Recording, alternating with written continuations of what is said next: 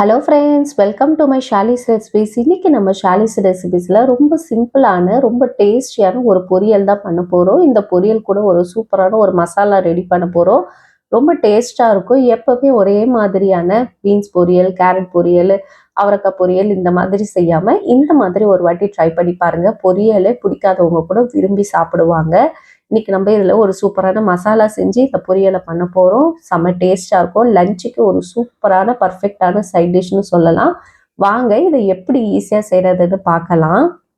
First இந்த பொரியல் செய்கிறதுக்கு நம்ம ஒரு பேன் எடுத்துக்கலாம். இதை வந்து ட்ரை ரோஸ்ட் பண்ண போகிறோம். இப்போ சில மசாலாஸ் ஆட் பண்ணி ட்ரை ரோஸ்ட் பண்ணிக்கலாம். இதில் 2 டேபிள் ஸ்பூன் அளவுக்கு வேர்க்கடலையும் 2 டேபிள் ஸ்பூன் அளவுக்கு பொட்டுக்கடலை சேர்த்துக்குங்க. அது கூடவே 4 காஞ்ச மிளகாய் சேர்த்து நல்லா வறுத்துக்குங்க.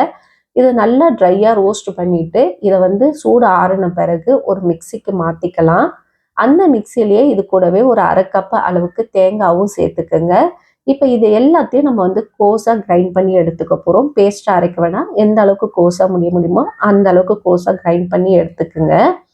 இப்போ ஒரு பேன் எடுத்துக்கலாம். இதில் வந்து 1 டேபிள் ஸ்பூன் அளவுக்கு எண்ணெய் சேர்த்துக்குங்க. எண்ணெய் அதிகம் தேவையில்லை. 1 டேபிள் ஸ்பூன் அளவுக்கு சேர்த்துக்கிட்டிங்கன்னா போதும். எண்ணெய் காஞ்ச பிறகு 1/2 டீஸ்பூன் அளவுக்கு கடுகும் 1/2 டீஸ்பூன் அளவுக்கு உளுத்தம் பருப்பு சேர்த்துக்கிட்டு கொஞ்சமாக கருவேப்பிலையை சேர்த்துக்குங்க. ஒரு வெங்காயத்தை பொடியாக கட் பண்ணி சேர்த்துக்கிட்டு நல்லா வதக்கி விட்டுடலாம்.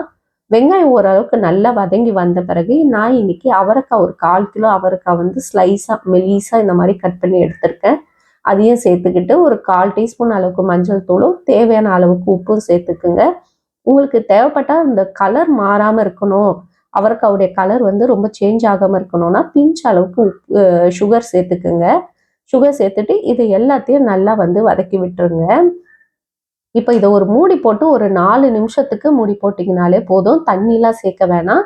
கொஞ்ச நேரத்துக்கு இதை மூடி போட்டு வச்சிங்கனாலே போதும். நல்லா வெந்து வந்துடும். அவரைக்காய் வந்து சீக்கிரமாக குக் ஆகிற ஒரு இது. நீங்கள் தண்ணி எதுவுமே சேர்க்க வேண்டாம். ஒரு 4 நிமிஷத்துக்கு அப்புறமா இதை எடுத்து நல்லா மிக்ஸ் பண்ணி விட்டுருங்க. இப்போ இதில் நம்ம அரைச்சி வச்ச வேர்க்கடலை மசாலா பவுடரையும் நம்ம சேர்த்துட்டு நல்லா மிக்ஸ் பண்ணி விடுங்க. மிக்ஸ் பண்ணி விட்டுட்டு சர்வ் பண்ண வேண்டியதாக. ஒரு கார குழம்புல வச்சுட்டு இதை ட்ரை பண்ணி பாருங்கள். அவ்வளோ ஒரு டேஸ்ட்டாக இருக்கும். சொல்கிறத விட நீங்கள் செஞ்சு ட்ரை பண்ணி பாருங்கள். அந்தளவுக்கு ருசி சூப்பராக இருக்கும். இந்த மாதிரி ஹெல்த்தியான ரெசிபிஸும் சிம்பிளான ரெசிபிஸும் பார்க்குறதுக்கு மறக்காமல் நம்ம சேனலை சப்ஸ்கிரைப் பண்ணி வச்சுக்கோங்க. இன்னொரு வீடியோவில் உங்களை சந்திக்கிறேன். Bye bye friends.